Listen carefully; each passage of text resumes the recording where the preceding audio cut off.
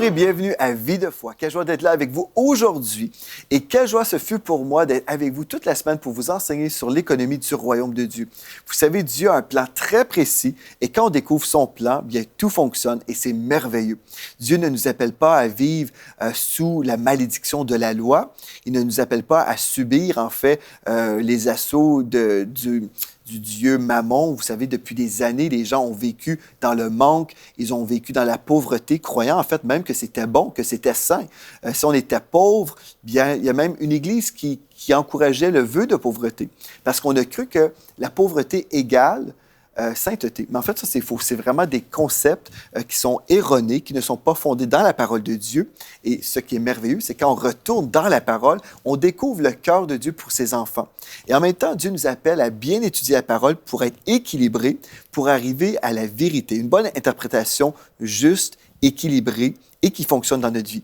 Donc, gloire à Dieu pour ça. Cette semaine, on a vu dans notre première émission que Dieu devait être notre trésor. Oui, on ne devrait jamais aimer des choses et devenir matérialiste, aimer nos possessions à un point que ces choses-là deviennent un trésor. Mais non, nous devrions aimer Dieu de tout notre cœur, de toute notre force, de toute notre pensée. C'est ça qu'on a vu dans notre première émission. Dans notre deuxième, on a vu en fait que nous avons un héritage véritable dans la parole de Dieu. On a fait un contraste entre la parole et la tradition des hommes, la tradition chrétienne, qui suppose toutes sortes de choses et en fait laisse le chrétien dans une mentalité qui est vraiment en opposition à la mentalité divine du royaume de Dieu. C'est très intéressant. Ensuite, on a vu 4 raisons pour lesquelles Dieu veut nous libérer sur le plan économique. C'est très important de voir pourquoi Dieu veut qu'on soit libre. Vous savez, des fois, les gens s'imaginent être libres. Dans le monde, en fait, dans le monde séculier, les gens qui vivent dans le péché souvent disent « Je suis libre, je fais ce que je veux ».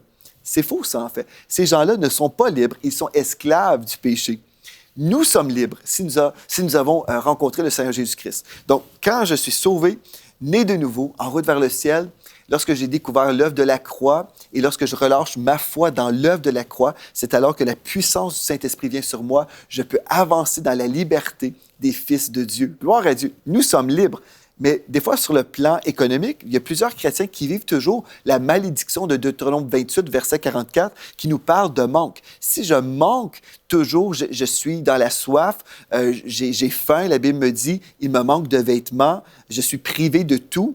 Tout ça, c'est dans le texte que je vous cite, Deutéronome 28, 44.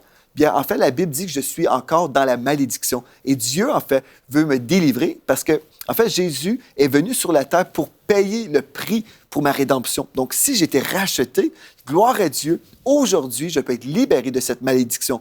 À moins que je croie le mensonge du diable qui circule dans le corps de Christ, qui nous dit que c'est bien, que Dieu veut qu'on soit dans le manque. Et si nous, en tant que parents, on veut que nos enfants soient dans le bien-être, en fait, si notre cœur pour nos enfants, c'est que tous leurs besoins soient rencontrés, c'est la même chose avec Dieu, mais Dieu est encore supérieur à nous.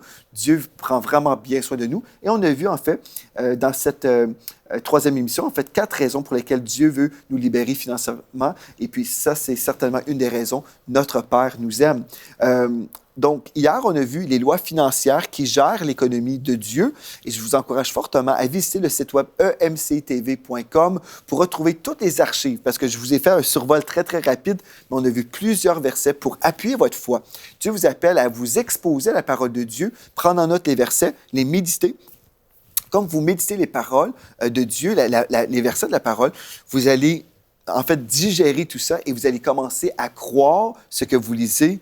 Vous allez parler selon la parole de Dieu. Vous allez vous accorder dans votre vie et vous allez commencer à prophétiser votre vie. En fait, vous devenez le prophète de votre propre vie parce que vous allez commencer à croire ce que Dieu dit, vous allez penser ce que Dieu pense et vous allez vivre ce que Dieu en réserve pour vous. Ça, c'est merveilleux. Et finalement, aujourd'hui, on va parler comment on peut honorer Dieu dans nos finances. C'est un sujet fort intéressant et peut-être vous pensez, je pense savoir comment honorer Dieu dans mes finances. Et en fait, j'ai eu un témoignage d'une sœur dans notre église. J'ai fait en fait un séminaire, une journée, un samedi. J'ai consacré un samedi complet pour un séminaire où j'ai enseigné les principes de Dieu sur l'économie, comme aujourd'hui, sauf que c'était plus en profondeur, évidemment, parce qu'on passait toute la journée ensemble pour étudier les textes de la parole de Dieu. Et elle me disait, elle dit, Pasteur Joël, je suis venu au séminaire aujourd'hui parce que, bon, c'est mon église et je voulais être là. Mais en fait, je ne croyais pas que j'étais pour apprendre autant que j'ai appris.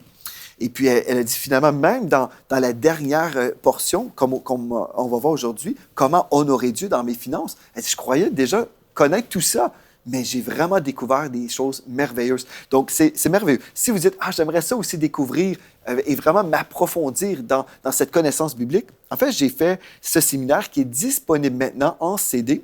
Donc, l'économie du royaume est disponible pour vous dès aujourd'hui en visitant le site web emciboutique.com. Donc, l'économie du royaume. Donc, on a eu 4 sessions et tout ça aussi est disponible par écrit. Il y a un petit livret qui va avec le CD. Donc, vous pouvez étudier les versets à la maison et puis découvrir aussi comment vous libérer des dettes. Bref, je passe une journée à donner des conseils sur le plan économique pour vous aider justement à entrer dans votre liberté financière. Aujourd'hui, comment honorer Dieu dans nos finances? Bien, c'est une très bonne question, donc on peut l'afficher à l'écran maintenant. Comment honorer Dieu dans nos finances? C'est une très bonne question. Donc, plongeons dans la parole de Dieu maintenant. Dans Matthieu 22, verset 21, j'aimerais premièrement dire, je crois que tout le monde dans le monde chrétien serait d'accord avec ce que je vais vous dire, ne volez pas. OK, donc la première chose, ne volez pas, payez vos impôts. Il y a des gens des fois qui vont s'opposer au message que Dieu bénit sur le plan financier. Il y a des gens qui veulent limiter la bénédiction au monde spirituel. Bon, je réalise que c'est une réalité, mais je crois ici que tout le monde s'accorde en disant on ne devrait pas voler. Amen. Donc le texte Matthieu 22, verset 21 nous dit, en fait Jésus leur dit, rendez donc à César ce qui est à César et à Dieu ce qui est à Dieu. Amen. Donc ça, c'est important. On ne volera pas les hommes, mais en même temps, rendez à Dieu ce qui est à Dieu. Est-ce que Dieu a quelque chose qu'on a entre nos mains qu'on devrait lui rendre? On va voir ça aujourd'hui. Donc, une autre chose qu'on veut établir au début, soyez intègres dans vos finances. Donc, des gens qui ne veulent pas remettre à César ce qui est à César, ils volent le gouvernement, ils cachent des revenus qu'ils ont, ils vont travailler ici au Québec, on va dire, en dessous de la table. Donc, ces gens-là manquent d'intégrité. Si, admettons, vous êtes cette personne, vous manquez d'intégrité à ce niveau-là, savez-vous, en fait, que Dieu examine votre vie financière et votre gestion de vos finances. Il examine la façon que vous gérez ça pour savoir s'il va vous confier des vraies responsabilités, au-delà des choses matérielles. Il veut, en fait, vous confier les vraies richesses, les richesses du royaume de Dieu, par exemple, le ministère. Si vous êtes dans le ministère ou vous êtes un aspirant au ministère, vous souhaitez prêcher l'Évangile, vous souhaitez chanter, peu importe, vous avez une vision ministérielle. Mais vous fraudez ou vous ne remettez pas au Seigneur ce qui lui appartient. Vous êtes dans un chemin qui n'est pas celui de l'intégrité. Bien, Dieu vous dit en fait que vous devez changer les choses. Pourquoi? Remarquez bien dans Luc chapitre 16. Je crois qu'il y a plusieurs chrétiens qui ne réalisent pas cette vérité. Luc 16, versets 10 et 11, il est écrit « Celui qui est fidèle dans les moindres choses l'est aussi dans les grandes, et celui qui est injuste dans les moindres choses l'est aussi dans les grandes. » Au verset 11 maintenant, dans la version français courant. Si donc vous n'avez pas été fidèle dans votre façon d'utiliser les richesses trompeuses de ce monde, qui pourrait vous confier les vraies richesses? Wow! Avez-vous remarqué quelque chose? Dieu dit ici, là, si vous ne gérez pas les richesses de ce monde, vous n'êtes pas intègre dans vos voies, bien Dieu voit tout ça. Si vous êtes incapable de bien gérer des dollars ou des euros, est-ce que Dieu va vous confier des bébés spirituels? Est-ce qu'il va vous confier des grands privilèges spirituels si vous êtes infidèle dans les petites choses qu'on devrait tous savoir gérer? Donc, comprenez ceci. Dieu considère notre intégrité financière avant de nous accorder une promotion dans le ministère. Déjà là, si vous comprenez ça, vous dites « Oh, OK, bien moi, je ne remets jamais au Seigneur ma dîme, je ne fais pas d'offrande, et en plus, je triche le gouvernement. » Bref, vous êtes dans le désordre spirituel. Changez ça aujourd'hui. Parce que, premièrement, si vous êtes un enfant de Dieu, vous voulez honorer Dieu, vous voulez respecter sa parole, mais aussi comprenez qu'il y a des conséquences. Quand on marche dans la désobéissance, il va y avoir des répercussions dans notre vie, même au niveau de notre ministère. Il y a des chrétiens qui sont frustrés. « Ah, pourquoi je ne vis pas telle ou telle percée? Pourtant, je chante de tout mon cœur, je prie. » Oui, mais vous volez Dieu et Dieu voit ça. Dieu voit le vol. Donc, changez les choses. Amen. Et là, remarquez bien dans Ésaïe 48, ce texte-là va vraiment vous bénir. Donc, Ésaïe 48, verset 17. La Bible dit, « Ainsi parle l'Éternel, ton Rédempteur, le Saint d'Israël. Moi, l'Éternel, ton Dieu, je t'instruis pour ton bien. » Dieu vous dit, « Je t'instruis pour ton bien. Je te conduis dans la voie que tu dois suivre. » Au verset 18, « Oh, si tu étais attentif à mes commandements, ton bien-être, ton shalom, serait comme un fleuve et ton bonheur comme les flots de la mer. » Wow! Remarquez, si seulement vous écoutez là, la parole de Dieu, ton bien-être, la Bible dit ton bien-être, ton shalom. Le shalom, on l'a déjà vu, c'est le mot qui veut dire rien de manquant, rien de brisé, être entier en Dieu. Tous nos besoins sont rencontrés. Dieu dit, si tu étais attentif à mes commandements, ton bien-être, ton shalom serait comme un fleuve. Imaginez un fleuve, là, un fleuve de shalom, rien de manquant, rien de brisé, la provision de Dieu. Nous sommes complets en Dieu. Et ensuite, le texte nous dit, et ton bonheur comme les flots de la mer. Ton bonheur comme les flots de la mer. Est-ce que vous aimeriez nager dans le bonheur de Dieu, que Dieu en réserve pour vous? Moi, je dis oui à ça. Mais qu'est-ce que je dois faire?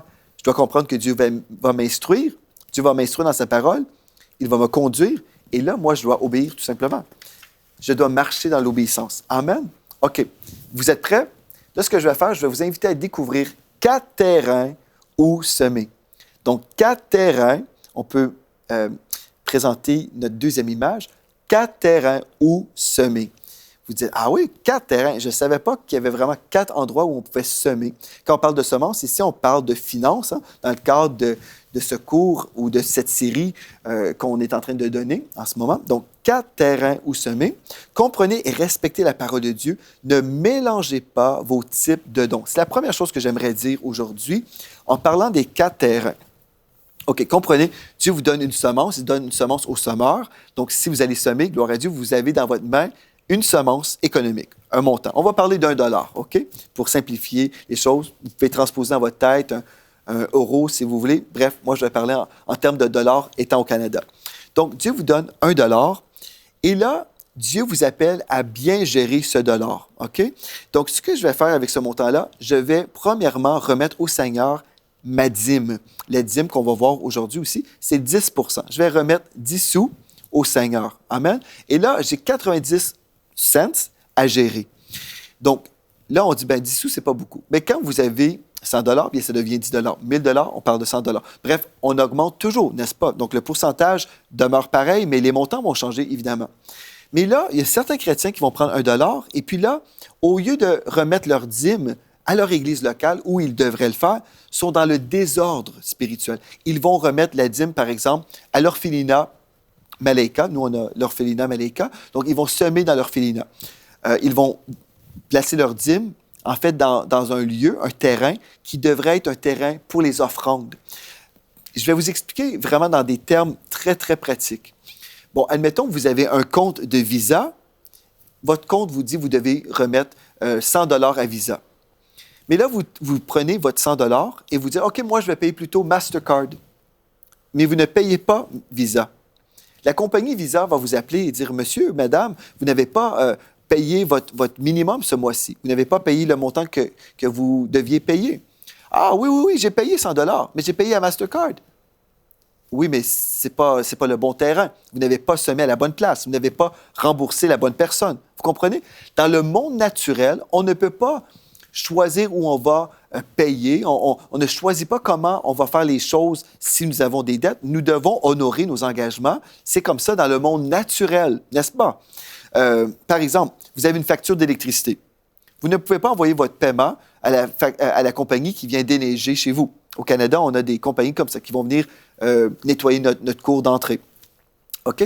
Pourquoi? Parce que celui qui vient déneiger chez vous, il veut être payé. Vous ne pouvez pas envoyer votre argent à la compagnie d'électricité. Non, parce qu'il y a de l'ordre dans le monde naturel. Bien, si dans le monde naturel, il y a de l'ordre également dans le monde spirituel. Ce qui se produit dans le monde spirituel, dans le monde des églises, les chrétiens pensent qu'ils peuvent faire comme ils veulent, ne respectant pas les lois que Dieu a établies. Et là, ils se retrouvent frustrés parce que leur vie économique, leur vie financière est vraiment de n'importe quelle façon, et puis c'est du n'importe quoi. Finalement, ils se retrouvent dans des problèmes sérieux. Là, ce qu'on va faire aujourd'hui, on va revenir à la parole. Amen. Donc, si le désordre ne fonctionne pas dans le naturel, ne croyez pas qu'il fonctionnera dans le spirituel. Première chose que vous devez faire, si vous êtes un enfant de Dieu, vous allez remettre au Seigneur la dîme. La dîme, c'est du vieux français dixième.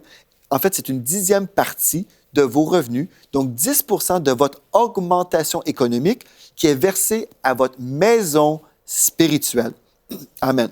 Une des choses que vous voulez comprendre, la dîme avait été instaurée avant la loi.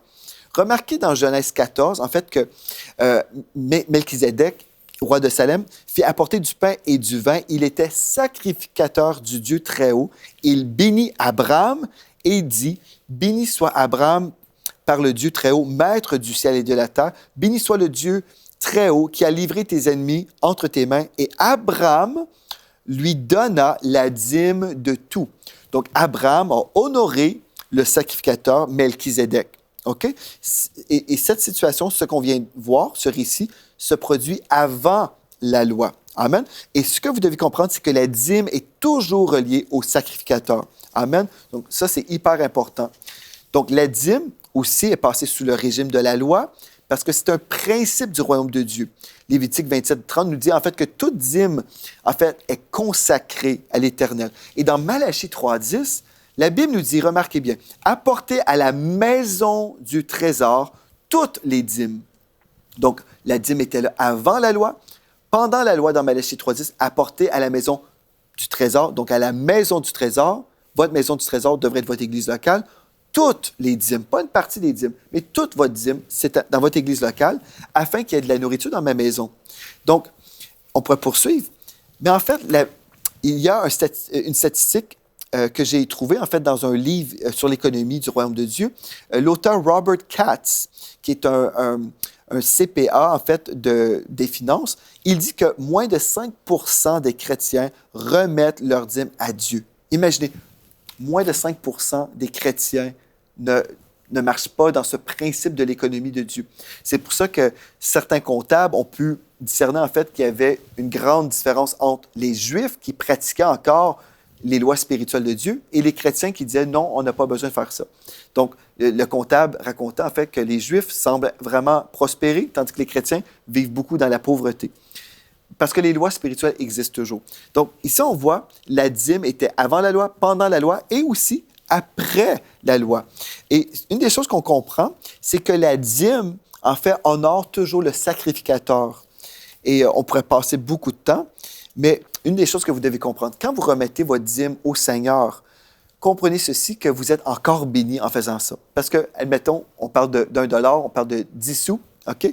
Mais Dieu, en fait, va prendre ce 10 sous-là pour vous bénir encore. Oui.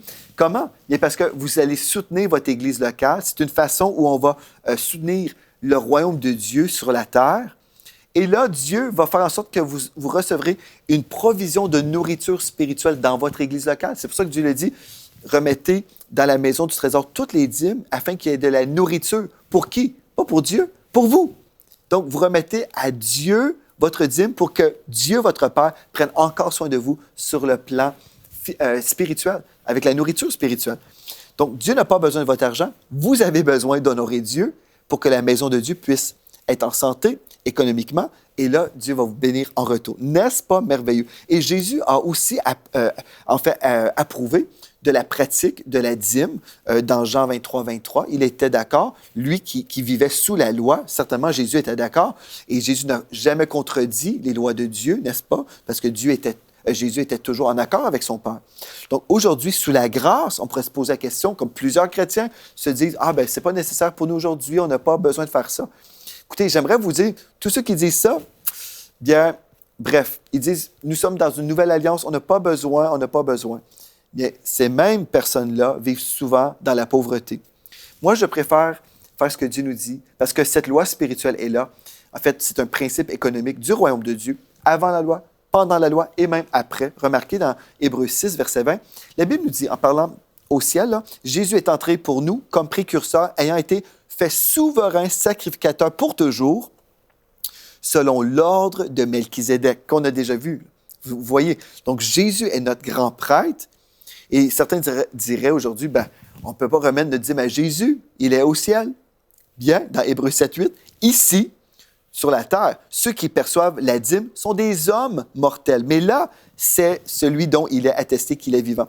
En fait, vous remettez dans votre église locale, vous semez dans votre église locale votre dîme. Vous dites, merci Seigneur Dieu, je veux honorer ton nom, je veux honorer ta présence dans ma vie, ton royaume, je crois en toi. Vous remettez dans votre maison du trésor votre dîme et le souverain sacrificateur, le Seigneur Jésus-Christ, au ciel, il voit votre semence et il vous garantit la bénédiction. En fait, le texte que je vous ai lu ici, bref, c'est tellement merveilleux parce qu'on voit que Jésus n'est pas venu abolir la loi, mais il est venu l'accomplir. Gloire à Dieu. Donc, vous allez honorer votre grand prêtre, le Seigneur Jésus-Christ, qui est là pour vous. Donc, les dîmes vont dans votre église locale. Ensuite, les offrandes. Bon, il y a deux sortes d'offrandes qu'on peut parler. On peut parler premièrement des prémices. Les prémices, dans Proverbe 3, verset 9, on peut retrouver ce texte-là comme fondation. Honore l'Éternel avec tes biens et avec les prémices de tout ton revenu.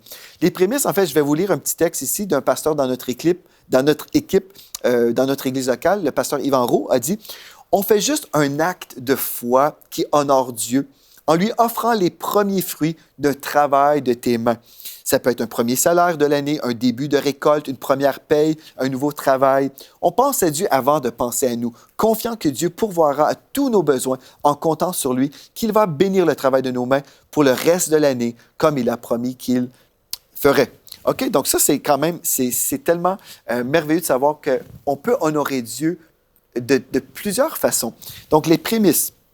La vision des prémices est celle de vouloir honorer premièrement le Seigneur. Et bien sûr, on peut retrouver dans Matthieu 6, 33 ce principe-là où on va chercher premièrement le royaume de Dieu et sa justice.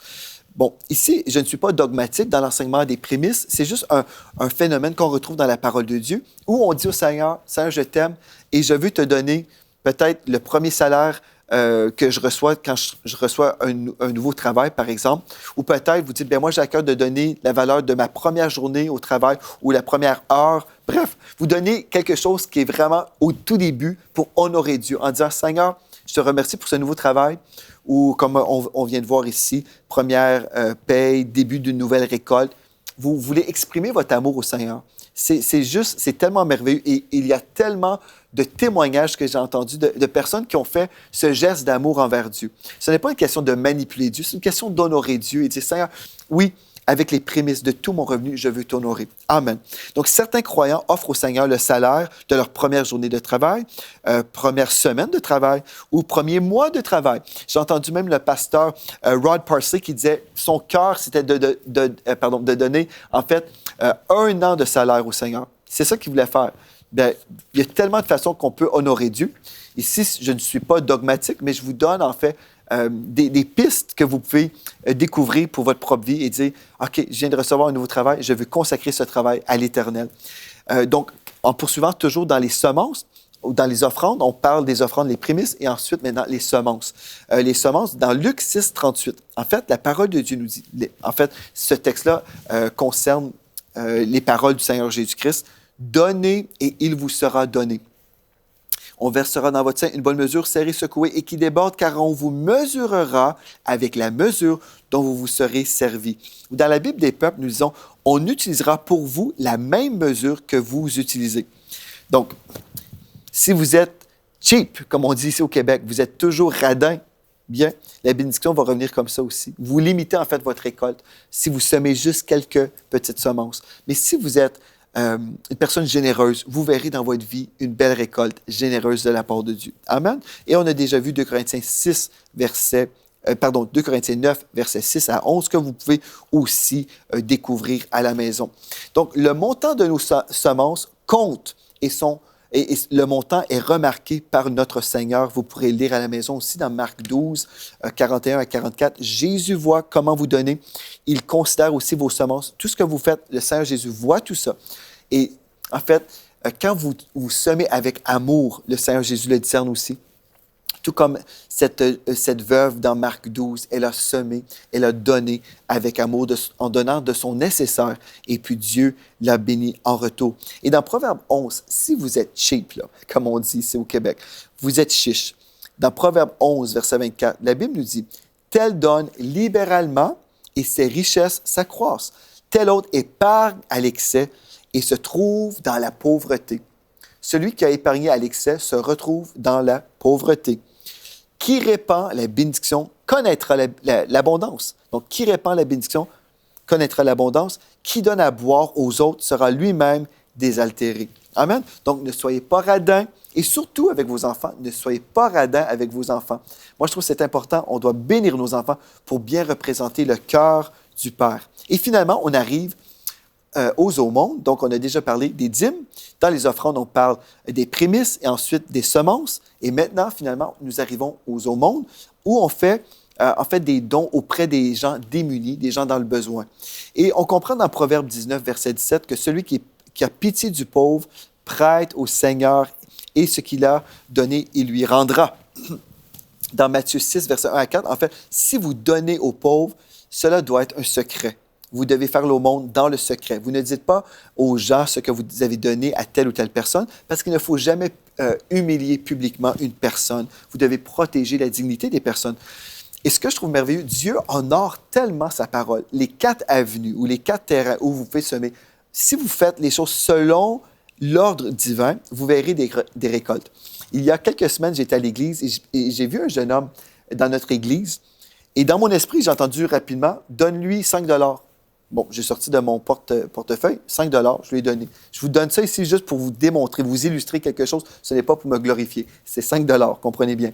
Donc, j'ai donné 5 $ et puis ce jeune homme-là, moi, j'ignorais tout ça, mais il avait semé 5 $ dans notre orphelinat.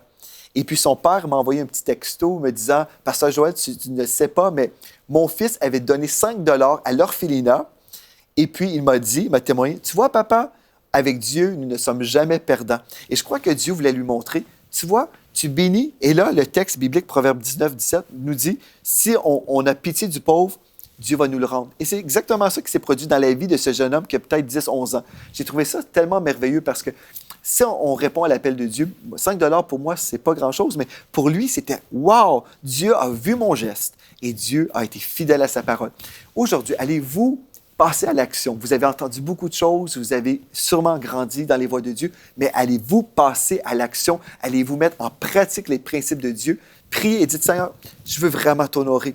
Je veux remettre à mon église locale mes dîmes, je veux faire des semences, des offrandes, des aumônes, je veux faire ces bonnes choses-là. Je ne veux pas mélanger les terrains, je ne veux pas mélanger mes semences et semer n'importe comment, mais je veux semer selon l'ordre divin. Et là, je vais relâcher ma foi et je vais voir une récolte. Gloire à Dieu. Dieu vous appelle à vivre une récolte glorieuse pour devenir une source de bénédiction, un canal de bénédiction. Et c'est merveilleux de marcher selon les voies de Dieu. Je veux vous remercier d'avoir été là. Merci d'avoir été là. Et d'ici à la prochaine fois, soyez richement bénis.